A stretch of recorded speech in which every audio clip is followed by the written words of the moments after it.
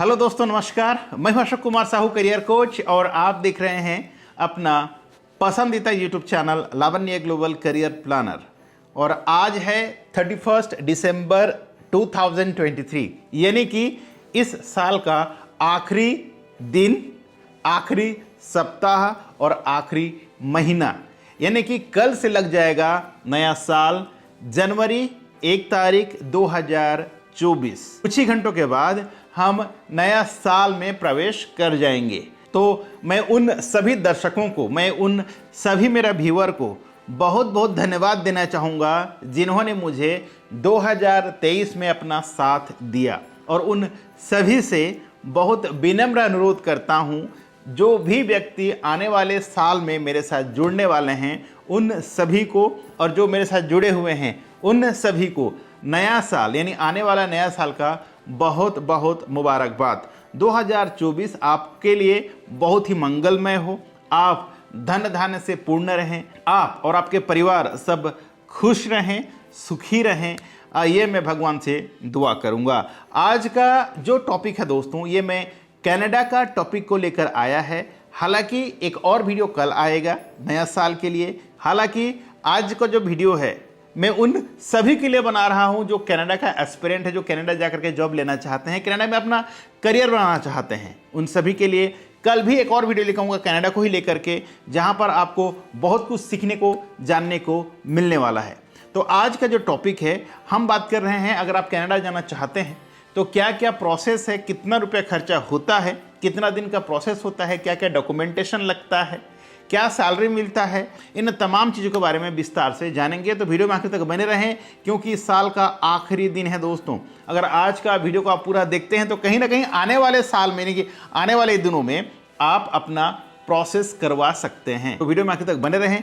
Video अच्छा लगे तो वीडियो को लाइक, कमेंट और शेयर भी जरूर करें। अगर आप पहले बार चैनल पे आए हैं तो चैनल को सब्सक्राइब कर लीजिएगा, साथ ही बेल आइकन को ऑन करके नोटिफिकेशन बटन को ऑन रखें। शुरू करते हैं। तो सबसे पहले बात करते हैं दोस्तों, अगर आप कनाडा जाते हैं तो सैलरी कितना मिलता है, क्योंकि बहुत लोगों का क्वेश्चन पहले ही आता है कि अगर हम कनाडा जाते हैं तो कितना रुपया कमा सकते हैं और कितना रुपया खर्चा होगा। तो दोस्तों बता दूं मैं, अगर आप कनाडा जाकर काम करते हैं तो 2 से 3 लाख तो आप इजीली कमा सकते हैं। ठीक है, हर महीना चाहे आप कोई भी काम करें, छोटी सी छोटी काम में भी आप 2 से 2.5 लाख और 3 लाख रुपया महीना कमा सकते हैं। जाने के लिए खर्चा कितना होगा, तो आपने थंबनेल में देखा होगा कि जाने के लिए सिर्फ 22,500 रुपये आपको पे करना होगा। बाकी पैसा आप जाने के बाद पे करेंगे।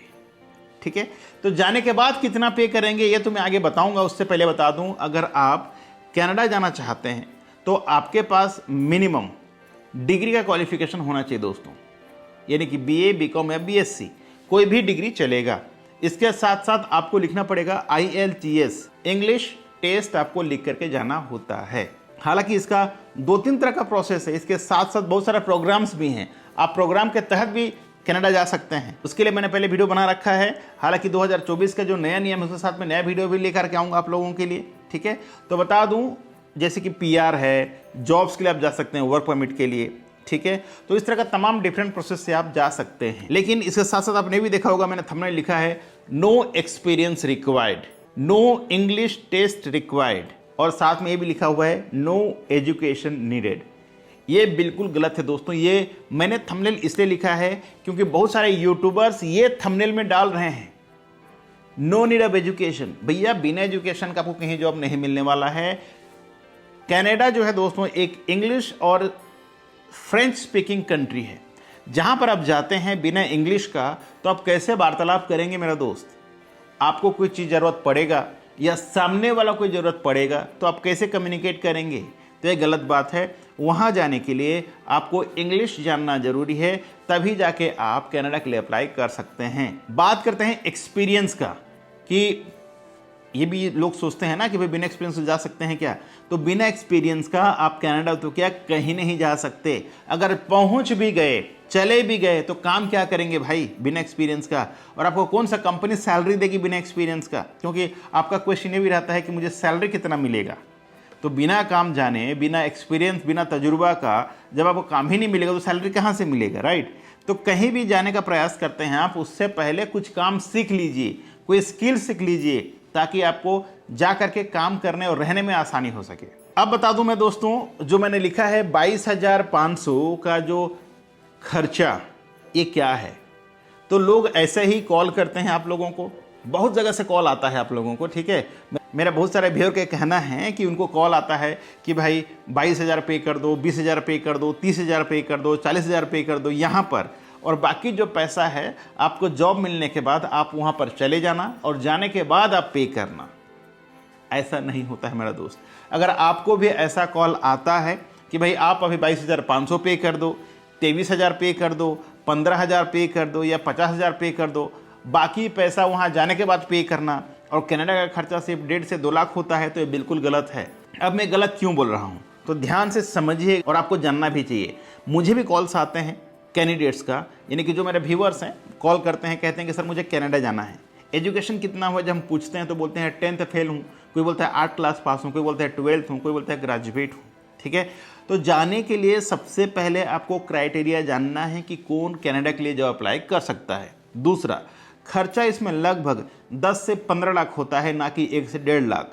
और आपसे कहा जाता है कि आप भैया यहाँ पर 20-25 हज़ार पे कर दीजिए और बाकी वहाँ जाने के बाद पे करना, तो ये भी गलत है। आपकी जानकारी के लिए बता दूँ मैं, जो पैसा चार्ज होता है वो कंपनी चार्ज नहीं करता है, वो एजेंसीज या बीच में लॉयर्स और बहुत सारे लोग होते हैं दोस्तों जो आपका काम करवाते हैं लग भिड़ के, ठीक है, वही लोग ये चार्ज करते हैं। और एक कंपटीशन के वजह से चार्ज कम ज़्यादा होते रहता है, तो ये चार्ज कंपनी नहीं करती है। और जब कंपनी चार्ज नहीं करती है तो किस बेस पे आपका सैलरी से पैसा काट के देगा किसी को, राइट और रॉन्ग? तो अगर आपको कोई बोलता है कि भाई आपका सैलरी से पैसा कटेगा, तो समझ लीजिएगा कि आपके साथ कुछ गलत होने वाला है, आपका पैसा डूबने वाला है, और वो प्रोसेस को आप वहीं रोक दीजिए, चाहे वो जितना बड़ा कंसल्टेंट क्यों ना हो। क्योंकि ऐसा आए दिन होता है, मैं हर दिन कनाडा हो, ऑस्ट्रेलिया हो, यूके हो, यूरोप हो, मेरे पास 3-4 तो डेली आते हैं डॉक्यूमेंट्स चेक करने के लिए। कभी कोई वीज़ा भेज दिया, कभी कोई वर्क परमिट भेज दिया, कभी कोई ऑफर लेटर भेज दिया, और मैक्सिमम फेक होते हैं दोस्तों। इसमें ओरिजिनल कुछ रहता ही नहीं है। लोगों को बस बेवकूफ़ बनाया जाता है कि भाई तुम यहाँ पर कुछ पैसा पे कर दो, आधा पैसा यहाँ पे कर दो, और ऐसे करते करते शुरुआत में बोलते हैं फ्री ऑफ कॉस्ट है। जैसे मैंने लिखा है ना थंबनेल में कि आपको फ्री वीज़ा मिल सकता है कनाडा में, ये मैं नहीं कह रहा हूँ, लोग कहते हैं, इसलिए मैं थंबनेल में लिखा है, ठीक है। और आप लोग उसी वीडियो को देखते हैं जिसमें फ्री लिखा होता है। क्यों?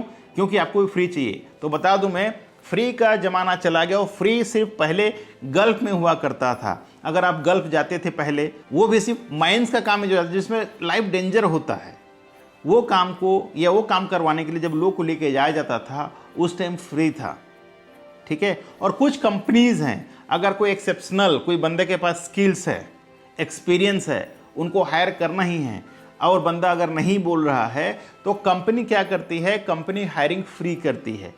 पहले क्या होता था, कंपनी यूज टू पे टू एजेंट्स या एजेंसीज, ठीक है, और वो कुछ अमाउंट चार्ज कर लेते थे कैंडिडेट्स को, लेकिन वह सब खत्म हो चुका है क्योंकि अभी सप्लाई ज़्यादा है। पहले क्या, नौकरी करने वाला कम मिला करते थे कंपनीज को, और अब सरप्लस हो गया है। अब काम करने वाले ज़्यादा हैं, कंपनी कम है, समझ जाइए आप, ठीक है। लोग ज़्यादा हो रहे हैं, लोग ज़्यादा होने की वजह से डिमांड, मतलब सप्लाई ज़्यादा हो गया, डिमांड कम है, तो जो बंदे हैं वो लोग ज़्यादा चार्ज करते हैं। तो समझ में आ गया ना पूरा कहानी क्या है।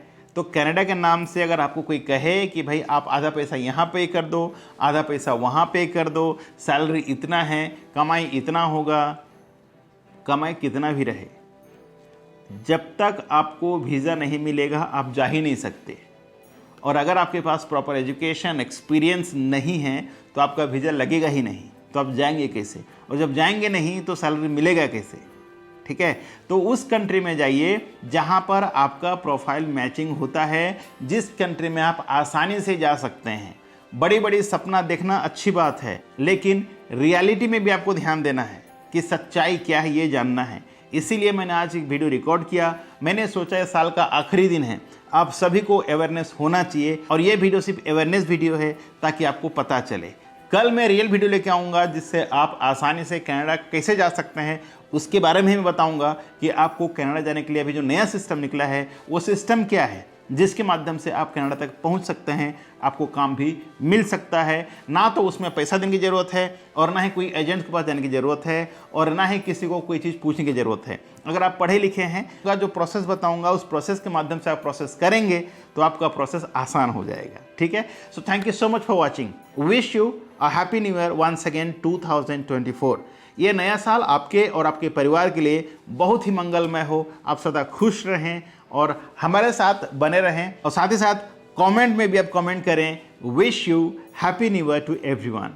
Thank you so much. मिलते हैं इसी तरह के एक और नए वीडियो में नए टॉपिक के साथ। तब तक के लिए आप रखें अपना ख्याल और मुझे दें इजाज़त। Thank you so much. जय हिंद, जय भारत।